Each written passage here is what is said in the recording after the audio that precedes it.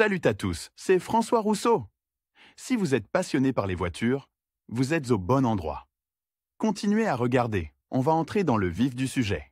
Malgré sa taille relativement petite, le fusible de voiture est d'une grande importance pour les performances du véhicule et de chacun de ses systèmes. La fiabilité et l'état du fusible ont une incidence directe sur l'intégrité et la sécurité de l'ensemble du véhicule. Tout automobiliste doit savoir ce que sont les fusibles et où ils se trouvent. Cela lui permettra, le cas échéant, de les remplacer de ses propres mains, sans faire appel à des spécialistes. Les fusibles sont nécessaires pour protéger le système électrique embarqué des fortes pointes de tension qui se produisent en cas de court-circuit. Grâce à l'élément fusible, ils font en cas de danger, coupant ainsi le contact entre l'équipement et le courant qui l'alimente. En ouvrant le réseau, seul le fusible brûle, mais l'appareil, le système ou la machine qu'il protégeait reste intact. Il n'y a rien de terrible dans la défaillance de ces éléments. Il est facile de les remplacer de ses propres mains, et ils sont eux-mêmes assez bon marché. Leur coût est des dizaines, voire des centaines de fois inférieur au prix de l'équipement qui protège le fusible. Variété.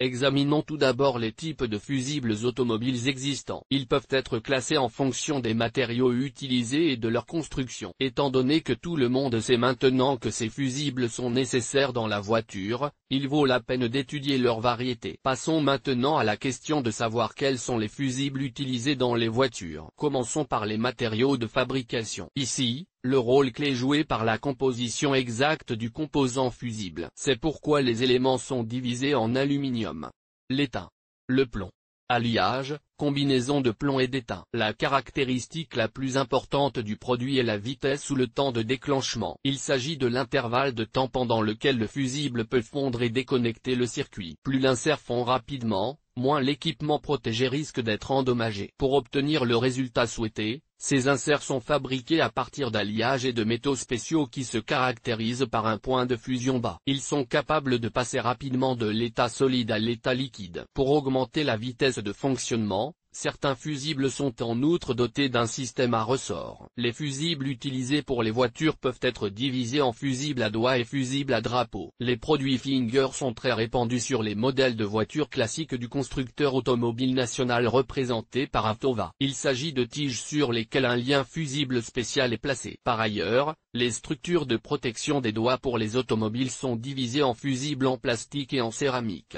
Compte tenu de certaines caractéristiques des blocs fusibles qui équipent les voitures Ziguli, on considère que l'option la plus préférable est l'élément en céramique. Il présente une plus grande résistance aux températures élevées, est considéré comme plus fiable et ne contribue pas à un déclenchement intempestif si le fusible commence à chauffer. Mais sur les voitures modernes, les dessins des doigts ont été abandonnés. Aujourd'hui, la masse principale des fusibles est représentée par les éléments de sécurité à drapeau. Ils sont supérieurs à leurs homologues à doigts en termes de facilité d'utilisation, ainsi qu'en termes de fiabilité. Les fusibles à drapeau sont également souvent appelés fusibles à couteau, car leur conception prévoit une paire de pattes nécessaires au contact lorsqu'ils sont installés dans leur logement à l'intérieur du bloc fusible. Le nom de fusible à drapeau s'explique par la partie supérieure rectangulaire ou carrée, où se trouve l'élément fusible ou le cavalier lui-même. Les têtes des drapeaux sont de différentes couleurs, qui dépendent directement du calibre. Visuellement, ils ressemblent vraiment à un drapeau, d'où leur nom. Les éléments de drapeau dans la boîte à fusible sont appréciés pour un contact bon et fort dans la prise d'alimentation. Toutefois, pour retirer le dispositif, il faut utiliser un outil spécial. Les constructeurs automobiles en tiennent compte et placent des pinces en plastique sur le couvercle de la boîte à fusible, à l'intérieur de celle-ci. Si nécessaire, un tel outil peut être facilement trouvé dans n'importe quel magasin automobile. Si vous agissez dans des conditions extrêmes, ou si vous n'avez tout simplement pas le temps de chercher et d'acheter des pinces, vous pouvez saisir le drapeau à l'aide d'une pince. Mais il est extrêmement important de veiller à ne pas provoquer accidentellement un court-circuit des fils. Il est préférable d'utiliser un outil spécialisé. Notion de valeur nominale.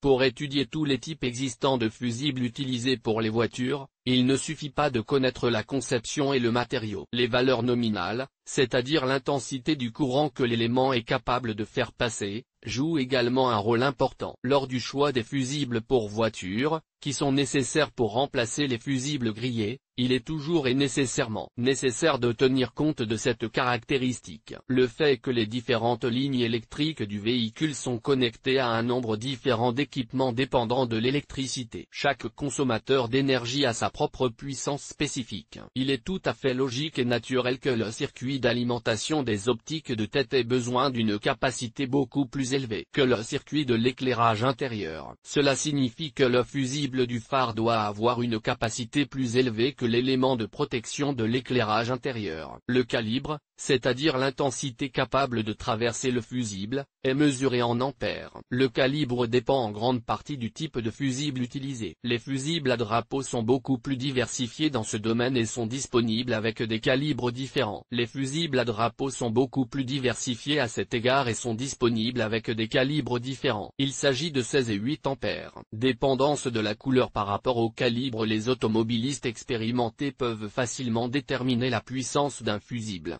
donné en se basant sur la couleur du fusible du drapeau. Il n'est pas superflu d'étudier tous les types de calibres et les types de désignation de leur couleur. Les différents types d'éléments de protection présentés sont normalisés et sont donc utilisés sur toutes les voitures modernes. En d'autres termes, les fusibles de voitures de marque et de modèles différents ont toujours à peu près la même couleur, en fonction de la valeur du calibre. Les nuances peuvent différer. Nous vous conseillons également de lire cette caractéristique et de découvrir à quelle couleur correspond la valeur du courant nominal de l'élément de protection. Les fusibles de 1A sont généralement de couleur noire. Si la couleur est grise, le courant traversant l'élément est de 2A. La couleur violette est utilisée pour les dispositifs d'une intensité de 3A. 5A est déterminée par la couleur brun-jaune. La couleur brune pure correspond à 7,5A. Si vous voyez un drapeau de couleur rouge, cela correspond à 10 ampères. Pour 15 ampères, on utilise de la peinture bleue. Tous les fusibles jaunes sont de 20 ampères. Les fusibles de 25 ampères sont blancs. Les éléments verts signifient que le calibre est de 30 ampères. Les drapeaux orange correspondent à une intensité de 40 ampères. Les fusibles de 60 A sont identifiés en bleu. Les éléments marron clair signifient 70 A. Les fusibles de 80 A sont reconnaissables à leur couleur jaune clair. Tous les dispositifs de couleur lilas correspondent à 100 A. Lire aussi, que sont les lunettes polarisantes pour les automobilistes et comment les choisir correctement. Il est important de garder à l'esprit que les couleurs des dispositifs peuvent varier légèrement. Il est donc préférable de consulter au préalable le manuel d'utilisation de votre voiture et d'étudier attentivement les informations figurant sur le couvercle de la boîte à fusibles ainsi que les désignations numériques des fusibles eux-mêmes. La valeur nominale est calculée sur la base de la charge exercée sur le circuit électrique lorsque tous les consommateurs alimentés par le fusible sont allumés, plus une petite marge de sécurité. Tous ces paramètres sont calculés au stade de la production. Les informations relatives à l'emplacement et à la fonction de chaque fusible sont décrites en détail dans le manuel d'utilisation et les instructions de réparation. En outre, le couvercle de la boîte à fusibles elle-même contient des informations utiles et nécessaires pour les automobilistes. Avant de remplacer l'élément brûlé, il est nécessaire de vérifier sa valeur nominale, d'acheter le même drapeau et de l'installer à la place de l'ancien élément de protection. Pourquoi il est important de ne pas confondre les fusibles? Each of you is already well aware and understands that all fuses have a specific rating, and it is adapted to specific socket. Each socket leads to a particular electrical line in the vehicle. If a motorist mistakenly or due to lack of knowledge confuses the socket for fuses that are different in rating, quite serious problems can arise. When the rating is too small, the fusible element will be destroyed very quickly under relatively small loads. The electrically dependent equipment itself, to which this fuse is connected, can operate normally and under standard loads. But the protective element itself is adapted for lower currents. And if it encounters the value that exceeds melting threshold, the fusible component is destroyed. The circuit is eroded and the equipment is switched off. Here it is not necessarily necessary that a short circuit occur. The fuse will blow without it. Il existe également une autre situation dans laquelle des fusibles conçus pour une charge élevée sont installés à la place d'un drapeau fusible de faible puissance. Dans ce cas, rien ne peut arriver à l'élément de protection, même si le courant augmente considérablement, jusqu'à un court-circuit. Le composant fusible ne perçoit pas la charge comme étant élevée, Mais pour l'équipement de sécurité, les valeurs ont dépassé la valeur admissible. Un court-circuit se produit et le circuit ne s'ouvre pas. Comme l'élément de protection n'a pas été déclenché, le câblage de la voiture commence à brûler et l'ensemble de l'équipement peut tomber en panne. Comme vous pouvez le constater, il n'est pas souhaitable de confondre des fusibles ayant des valeurs nominales différentes. Il est nécessaire d'utiliser uniquement les éléments fusibles que le constructeur automobile a prévus pour chaque place spécifique dans la boîte à fusibles. Ce même facteur interdit et décourage fortement l'utilisation de moyens improvisés, tels que fils de fer, pièces de monnaie et autres outils, lors du remplacement des fusibles. En général, on procède ainsi lorsqu'on ne dispose pas de pince spéciale et qu'il faut remplacer d'urgence l'élément brûlé. Mais vous prenez un grand risque en utilisant des outils improvisés. C'est particulièrement vrai pour les objets métalliques. Lire aussi. Comment choisir la bonne antenne de voiture? Il est important de savoir qu'un fusible a peu de chances de sauter s'il est monté dans la bonne prise et s'il a le bon calibre. Vous ne pouvez pas utiliser un fil ou une pièce de monnaie pour ouvrir le circuit lorsqu'il y a un court-circuit dans l'équipement électrique. Vous ne feriez qu'aggraver les problèmes. Si vous tentez d'utiliser un objet métallique, vous risquez de provoquer un incendie. N'utilisez donc que des pinces spécialisées. Si vous avez perdu l'outil d'origine, qui se trouve généralement à l'intérieur du couvercle de la boîte à fusibles, achetez une nouvelle pince dans un magasin automobile. Recommandation pour la sélection. Pour que le fusible ne tombe pas en panne au moment le plus crucial, il est nécessaire, avant de l'installer, de s'assurer que les caractéristiques de protection de l'élément sont efficaces. Les anciens drapeaux grillés ne sont pas réparables. Ce sont des consommables abordables, qui sont remplacés si nécessaire. Mais avant d'installer un nouvel élément, vous devez comprendre les raisons de la défaillance de son prédécesseur. En cas de problème dans la voiture, un simple remplacement ne servira à rien. Le nouveau fusible grillera aussi vite que le précédent. Le changer plusieurs fois par semaine n'est certainement pas une option. Si le problème de la voiture est résolu, vous pouvez acheter et installer en toute sécurité le composant de protection dans la boîte à fusible, dans la douille appropriée. Lors du choix, il est recommandé de suivre quelques conseils simples. Fabricant. Faites confiance aux entreprises bien établies qui fabriquent des produits de très haute qualité. Comme les fusibles sont bon marché et très demandés, nombreux sont ceux qui tentent de mettre leurs produits sur le marché. Et la qualité est loin d'être toujours au rendez-vous. Il est préférable de s'adresser à des fabricants ayant fait leurs preuves pour de tels éléments. Lieu d'achat. Un bel emballage et un nom connu ne signifie pas que vous avez un bon fusible devant vous. Les automobilistes sont souvent confrontés à des contrefaçons et à des copies bon marché de dispositifs de protection originaux. Pour éviter de telles situations, il est recommandé de s'adresser à des vendeurs certifiés et à des magasins jouissant d'une bonne réputation. L'épaisseur.